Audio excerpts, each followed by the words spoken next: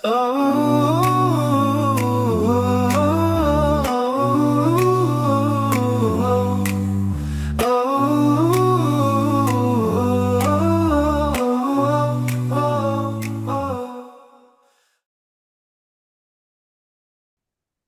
ar-Rahman ar-Rahim. Assalamu alaikum wa rahmatullahi wa barakatuh. Welcome to another episode of Islamicity Weekly. Joining us today for a discussion is Sister Zeenat Adam, who is a political analyst, a strategist, and has experience serving in South Africa's diplomatic corps. Welcome, Sister Zeenat. Thank you so much for having me on your program. For today's discussion, hosting Sister Zeenat, we are going to be talking about Iran versus Israel and the consequences and perspectives of the conflict that is taking place between the Zionist apartheid Israeli regime and the Islamic Republic of Iran. There's been an increased amount of tensions between the two countries, missile exchanges, as well as the assassination of Iranian leaders and scientists over a protracted period, which has now resulted in Iran firing off basically a large scale response against the Zionist apartheid regime. This has left many people around the world, analyzing and questioning what has been taking place in the region and what does this mean for the region, what does it mean for the people of Palestine, and freedom and justice conscious people around the world have been looking at this emerging conflict and wondering, are we on the brink of World War III? So today, inshallah, we're engaging Sister Zeenat. Sister Zeenat, when we look at, for example, what is taking place, are we seeing what Iran is doing in terms of its retaliations against Israeli provocation over the years? Because they have been assassinating Iranian scientists, nuclear scientists, and so forth for a while. This has happened. And we've also seen, attacks on Iranian soil and so forth. Do we read this in terms of Iran is trying to protect itself and its sovereignty, or is this part and parcel of a larger attempt at aiding and assisting resistance and the people of Palestine, and it's not just self-defense? To a large degree, what I felt over those 12 days of war between Iran and Israel recently was very performative, a theatrical display of what has been happening in terms of a limited war between Iran and Israel over a long time, as you've described in your introduction. And for me, what it felt like was that this just needed to be reactionary, and for public display. While in the meantime, a lot has been happening behind the scenes. Now, with Israel, we know that they have extended an invitation to Iran over a long period of time, but particularly since the war in Gaza, to enter into a direct confrontation. And this 12-day war was certainly the closest that we came to being able to see and witness a response to that invitation from the Iranians. For many, they have introduced and presented this as Iran being in full support of the Palestinian people. And to a certain degree, we do see that, especially when compared to other leaders in the region. But I think it is quite exaggerated in terms of how far they're willing to go in the support of the Palestinian people. And if they really were interested in doing that, a lot more could have been done with the kind of military prowess that they were willing to put on display over those 12 days. One question I'd like to perhaps pose on Anwar's question is the element of regime change. We know that there has been talks amongst top Israeli politicians and members of government that they are pushing for a regime change in Iran. We've seen some of those sentiments echoed in the United States Congress, and we know that they've already, rushed to prepare the next Shah, who quickly disappeared after the 12-day war has ceased. But perhaps the defense against regime change and the defense of Iran's strategic integrity and their geographic integrity and protecting their regime against an uprising, perhaps that was a main motivation for their for the retaliation against Israel. Would you agree with that or not? I would certainly be in agreement, Brother Hassan, that there is a plan towards regime change. There was a play around the Shah being reintroduced into the political spectrum in Iran. But I think that if we look back at some of the revolutionary protests that have been taking place over the years in Iran, that there isn't a monolithic presentation of what Iranian political life is like. And I think that there's a real dichotomy around what the Iranian people themselves would want. Over these years, there's also been a deep infiltration of American and Zionist propagandists into the Iranian political spectrum.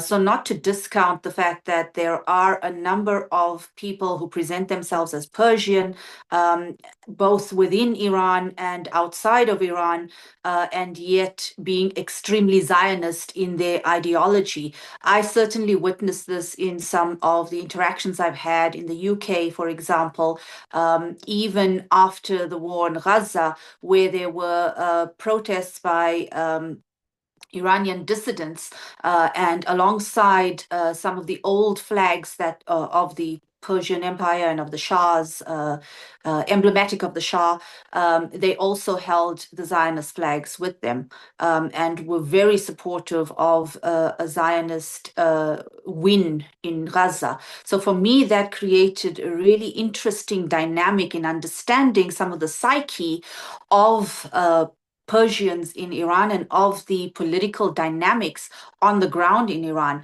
But it also makes us question what has happened in the 40 years since the Iranian revolution, since the Islamic Revolution, and how the Iranian people have transformed over the years. What has the sanctions done to affect that?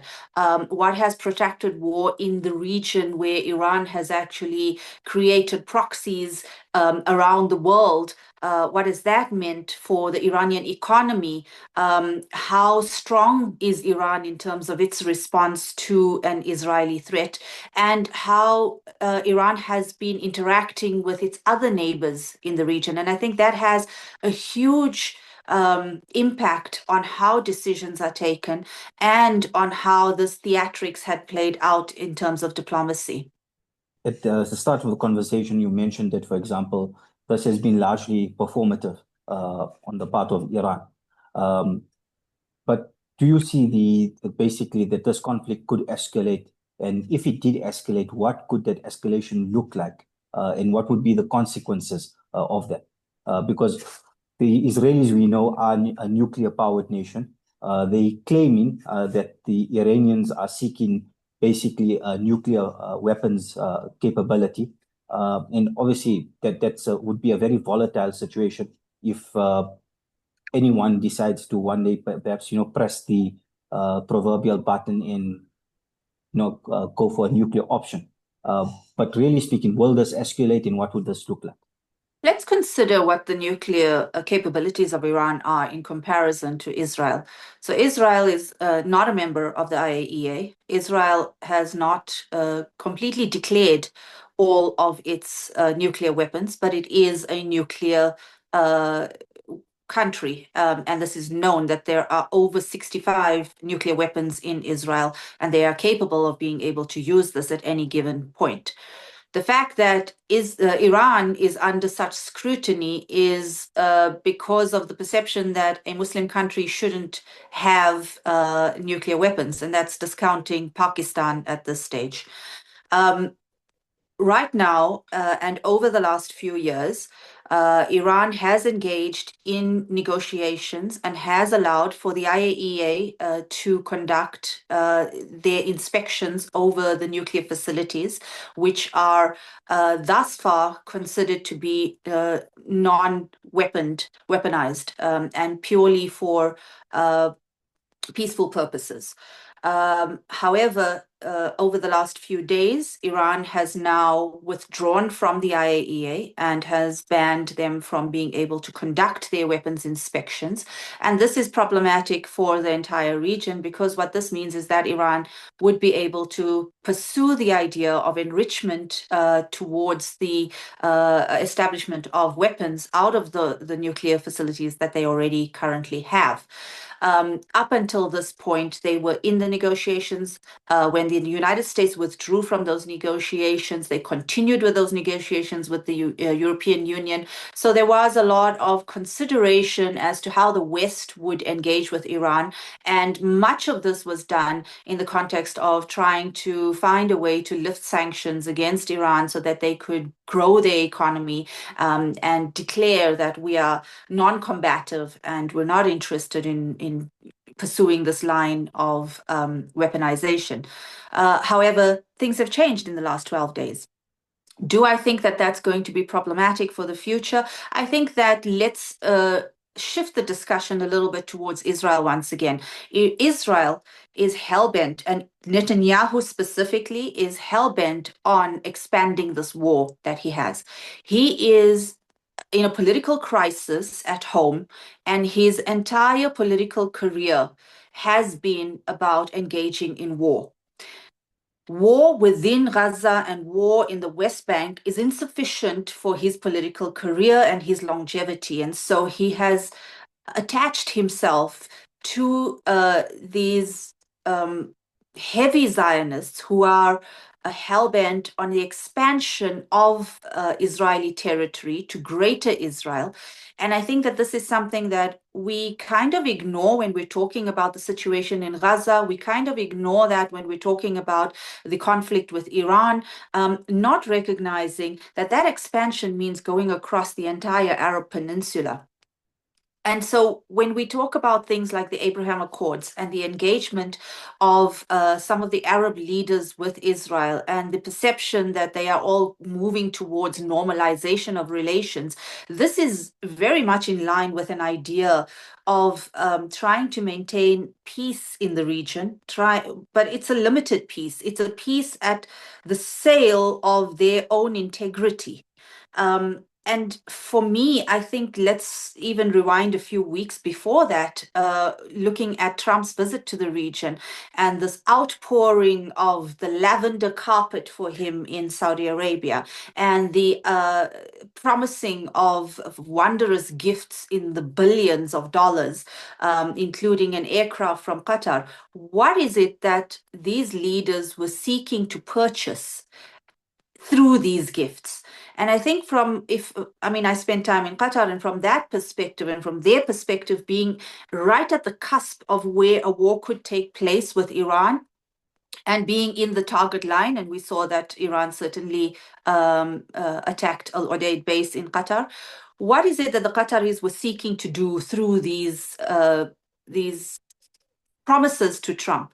And I think to a large degree, it was about securing their own security, being such a minuscule state in the Gulf region, being at such a pivotal point in history where they have been the mediators of the discussions between Hamas and Israel.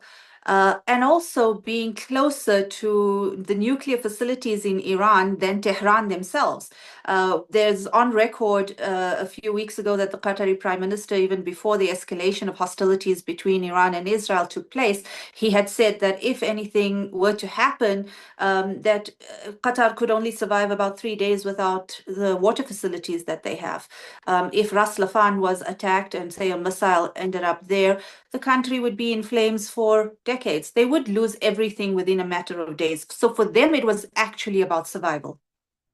And their attempts to negotiate with Iran and to talk to the Americans and talk to Trump and try and allow for the theatrics to play out in their space was very much what Trump had said in the White House, that, yeah, well, Netanyahu and Iran just need to get it out of their systems. And so similarly, these missiles had to pretend to hit Al Udeid base. Qatar had to pretend to intercept them and allow the fireworks display to happen to bring some kind of an end to the 12-day war and say, well, okay, now it's over and we're going to the negotiation table. But in actual fact, there's so much more that comes to play. And as I've said, it is something that we need to be considerate about in terms of the greater expansion of Israel's idea and ideology and what that means for the entire Gulf region. Certainly, there was an element of theatrics, an element of projection, and sort of a theatrical element to this whole 12-day war, which I personally don't believe is over. I think Israel Katz, Israeli government member, he's already indicated that Israel has no intentions of stopping their designs on regime change. And like you mentioned before, there's some very problematic members of Benjamin Netanyahu's government, like Bezalel Smotrich, who was convicted of terrorism not by the court of public opinion, but by the Israeli courts. He was a convicted terrorist who spent time in prison and was caught with bomb-making equipment. You know, these kind of voices in the Israeli government, in the Knesset, they are hell-bent on in achieving the objective. And I don't think with the change of a Netanyahu government and with regime change in Israel, I don't think that kind of sentiment is necessarily going to die down from the Israeli side.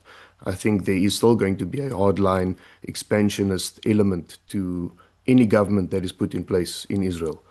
But as for the theatrical element of Iran's response, there are some reports that they did actually manage to inflict quite a large degree of damage to Israel, to certain key targets in Israel. A notable mention is, the Mossad intelligence and cyber security headquarters. But I think in terms of theatrics, we need to also look at what the real damage is, and what are the motivations for Iran's response. I think they did telegraph some attacks. They did this also with when Trump took out Soleimani. They responded in a telegraphed fashion so that they don't hit any hard targets. And I think Iranians and the Iranian government don't necessarily have an appetite to draw America into a war. But I personally believe that the damage inflicted on Israel and how the different scale of this response to what we saw during the response to the Gaza bombardment, I think it shows us something that they are willing to engage Israel directly, but they are not willing to engage, or they don't have any appetite to engage America in a broader conflict in the region. So I think there is an element of theatrics, but there's also a very real appetite and willingness of the Iranian regime to take on Israel if America were to step out. So I think that is perhaps the main deterrent for them, is the role that America would play in a conflict like this.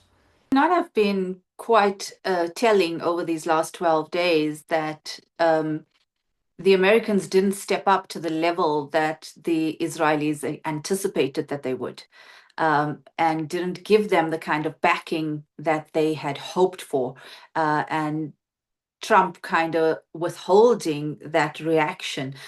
Concurrently, we saw a lot of diplomatic maneuvers from the Iranians going to meet with the Turks, going to meet with the Russians. And even then, the Russians saying, well, if we're asked, we will certainly look at support. Drawing those lines along the BRICS alliances, for example. And we know also that Iran and Saudi Arabia have recently reached rapprochement between each other with the help of the Chinese. So that created a new dynamic in the region. Netanyahu certainly pushed the limit to wherever he could. And I don't think he expected that Trump would hold back as much as he did. What I've learned over the years is that Netanyahu is not quite well liked in the Trump administration, certainly not by the upper echelons, but the AIPAC lobby is still extremely influential, and what I perceive to be a state capture, that in fact the US Congress and the United States government is actually captured by AIPAC and by the Israeli lobby, and certainly by the Israeli state, to do their bidding, and to pass legislation that would be favorable to the Zionist expansion project. But when it comes to Trump, he's a little bit more unpredictable than the Biden administration was. And so when they have played these games during the last few months of the Trump administration, it's kind of been a gamble for Netanyahu on whether or not it's going to pay off in the way that he anticipates it to do. I don't think that this 12-day interaction with Iran played the way that he expected it to. As you've indicated, Brother Hassan, the response from Iran into Israel and the damage that it caused in Tel Aviv, in Haifa, in some of the other areas within the Israeli military, defeating some of the Israeli military capacity, and also watching so many of the Israelis pack their bags, rush off to Ben Gurion, having Israel actually ban people from trying to leave the country. All of these elements really showed the weakness of the Zionist state in confronting Iran if it were to be directly without the American intervention. And I think that to a great degree, Israel also relied on the alliances that it has with the Jordanians, with the Egyptians, and in the hope with some of the other countries in the Gulf region. They have been pushing over the years the ideology that there's a Shia crescent and the threat to the Middle East is really from the Iranians. And they've been trying very desperately to prevent the rapprochement between the Gulf Arabs and the Iranians. They were disappointed at the liaison between Saudi Arabia and Iran when brokered by China. They were concerned at the possibility of there being a closer relationship between the Iranians and the Turks. And I think, one of the things that stood out for me was the speech by Erdogan at the OIC recently, where he came out very strongly saying, look at the Ummah right now. We are 2 billion people. The size of the Ummah in terms of land capacity, if there were to be unity, would be phenomenal. And if that can be unified and garnered as strength, then none of these countries would be able to disrupt that kind of unity.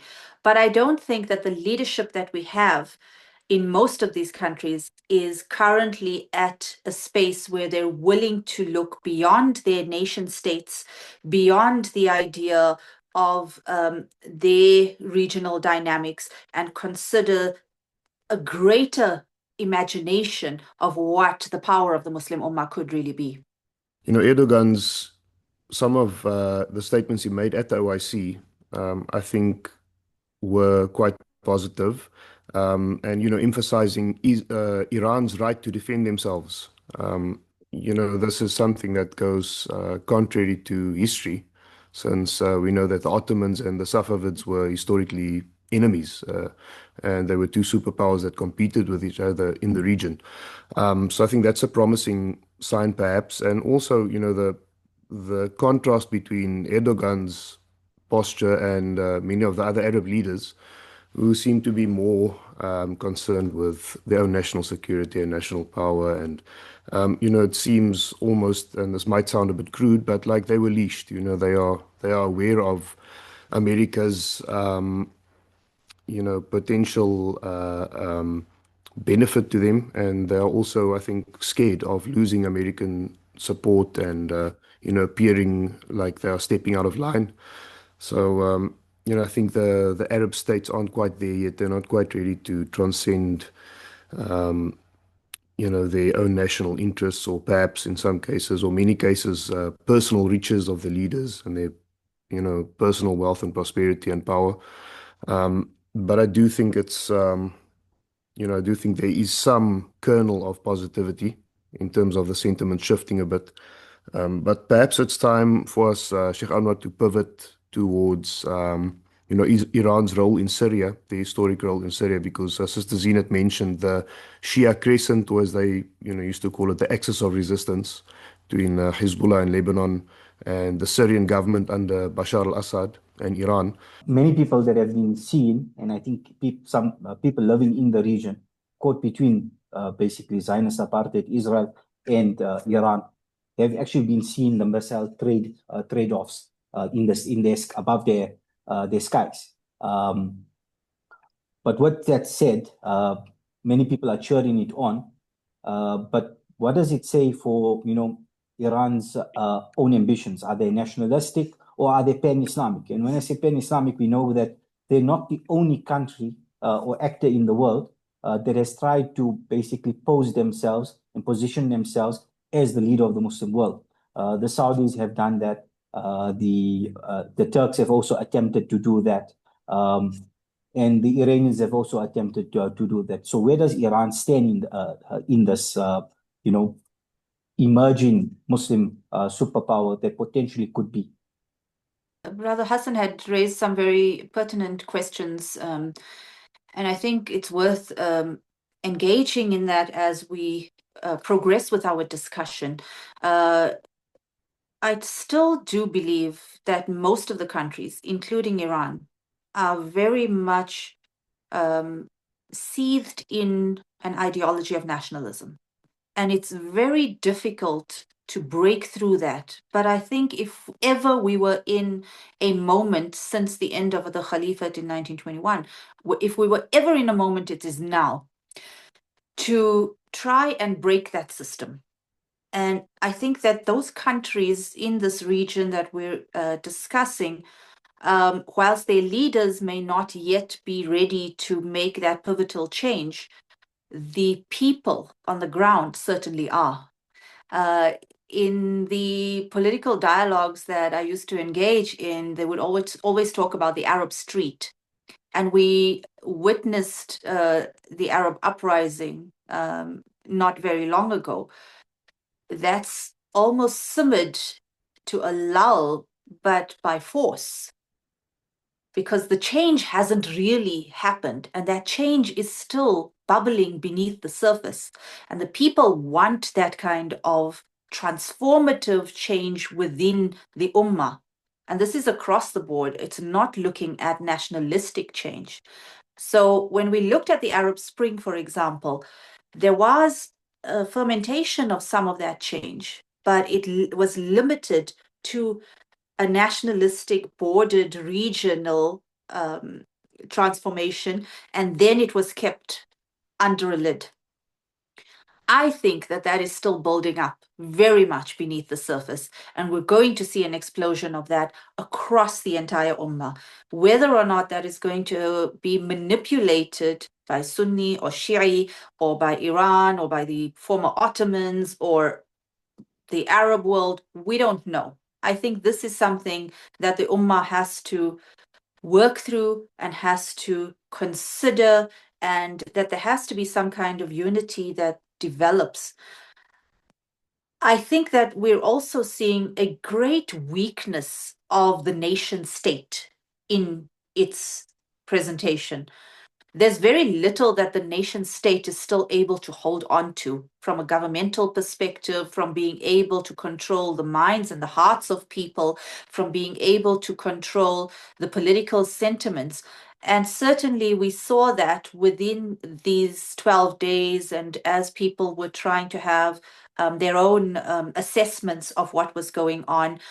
You saw Shia clerics coming to the fore, trying to convince people that they are their representatives of the Ummah and trying to assist the Palestinians and drawing on those sentiments. You also saw some from the Arab world coming in and saying, well, you can't criticize the Arab leaders for non-action. They are doing things in their wisdom and you should be accepting of it. And I think on both sides, there's a sort of manipulation of the media. There's a manipulation of trying to reach the hearts and minds of people and trying to draw people into the ideology that they are hoping in order to try and control and keep people within a certain vision.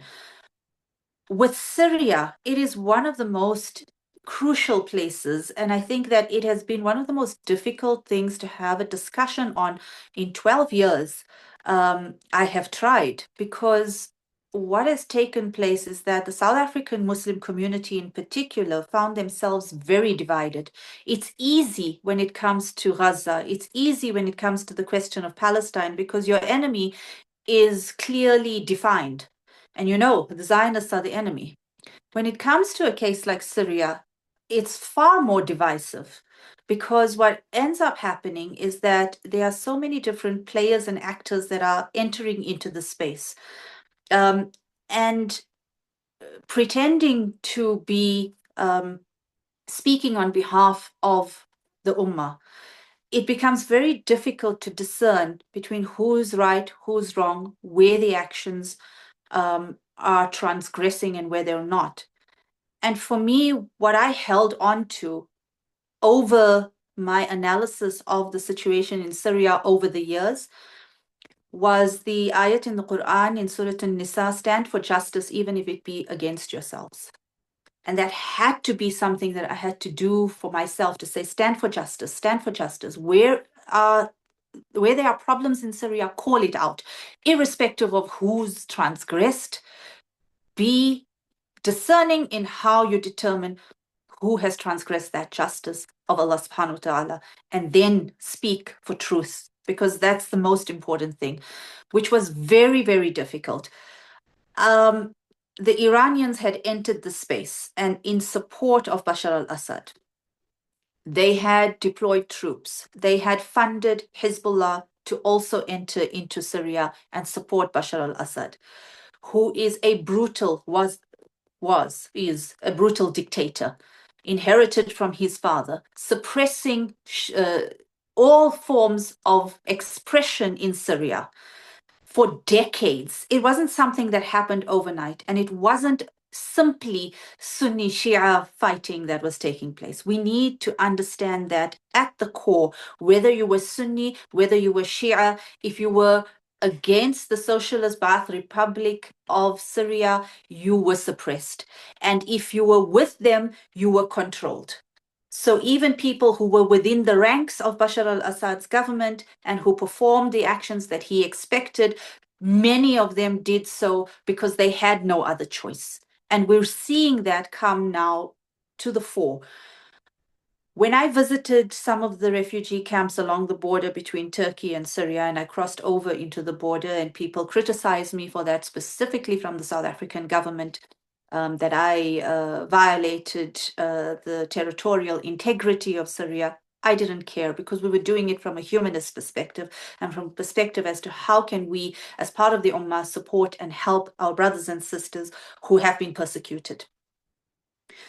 Up till that point, I still had a number of questions in my mind as to whether or not Iran had been at fault in any of this, and I was still trying to grapple with these questions, until one day I met a woman, sat down with her and had a discussion.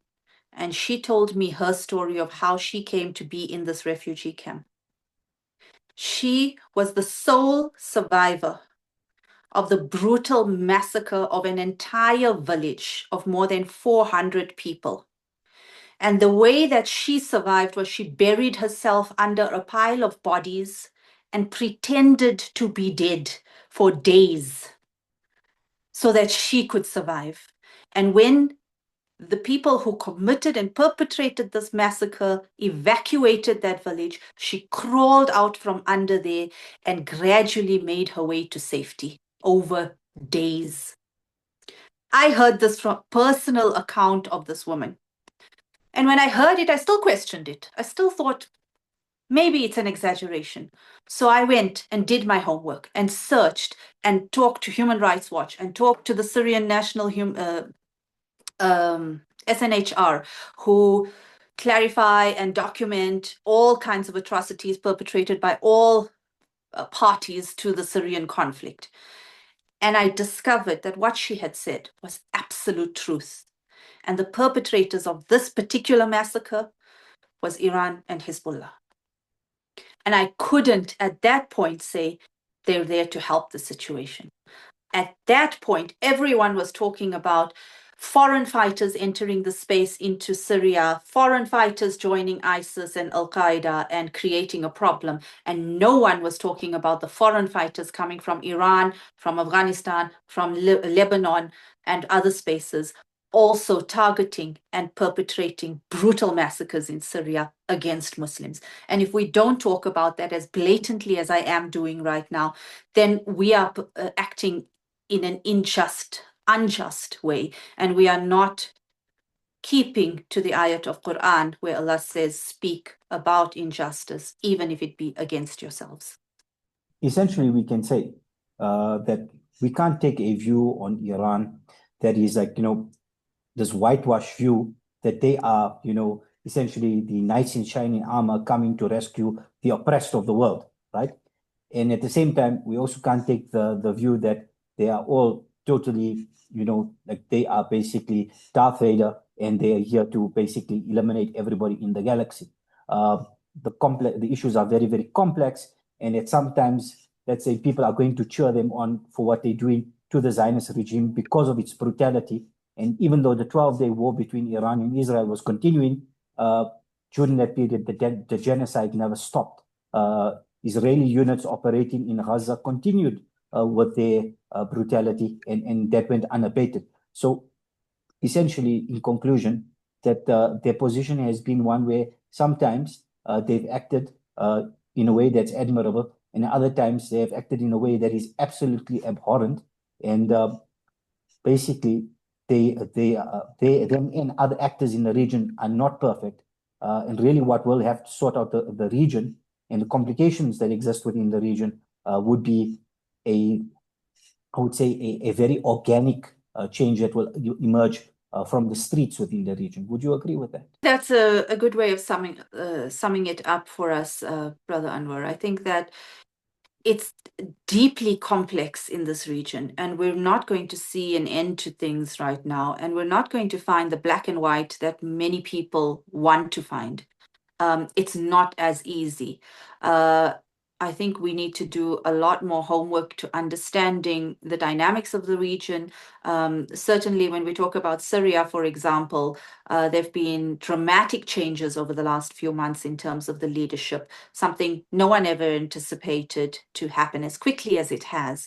But there's still a lot of speculation. I see a lot in Iranian backed media that the current leader, Ahmed al-Shara, is very quickly going to be entering into the Abraham Accords and an agreement with Israel, but we're not really seeing that actually happen on the ground.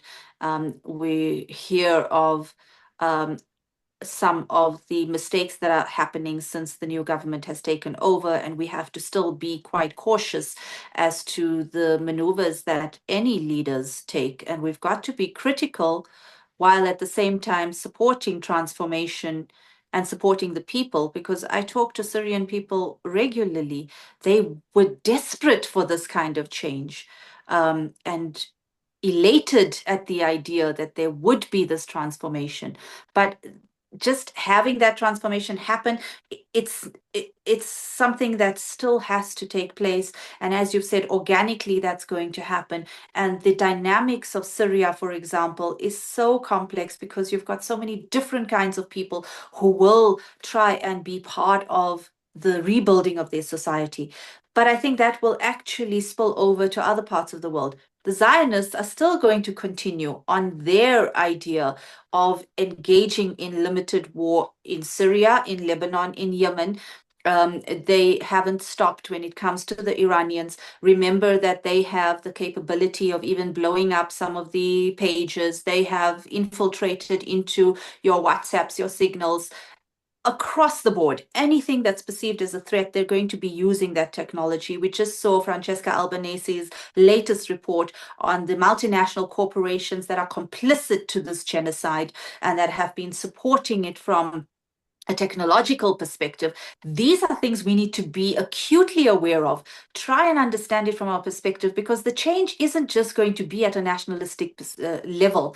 It's not going to be, let's change and have a Palestinian state. And this is something that keeps being put on the table. Two-state solution, let Palestine be able to lead itself, maybe remove Hamas from the picture and let somebody else take over. Maybe it's going to be the Palestinian Authority. In all honesty, I think this is absolutely unhelpful to the situation. We're not moving the discussion anywhere, and that is not going to be the solution. A two-state solution or a one-state solution or any nation-state solution is something that is defunct in today's discussions. So yes, there's going to be a ceasefire on the table. Inshallah, we hope that they will honor this ceasefire, and we hope that our Palestinian brethren in Gaza are going to be able to overcome this absolutely devastating episode in their lives. But I don't think this is the end of it. I think it's just the beginning, and we as an ummah need to prepare ourselves for that, because if we're considering Greater Israel, remember that in the Hebrew texts that these ultra-Orthodox Zionists that are hell-bent on that expansionism are interested in Paran and in Faran, and that means Makkah and Medina are their next target. Very important to Sheikh Anwar, as you mentioned, try our best to develop a nuanced view of how these regional actors conduct themselves, and perhaps being a realist in the political sense, looking at these actors as acting in their own self-interest and, engaging in politics as the pursuit of power.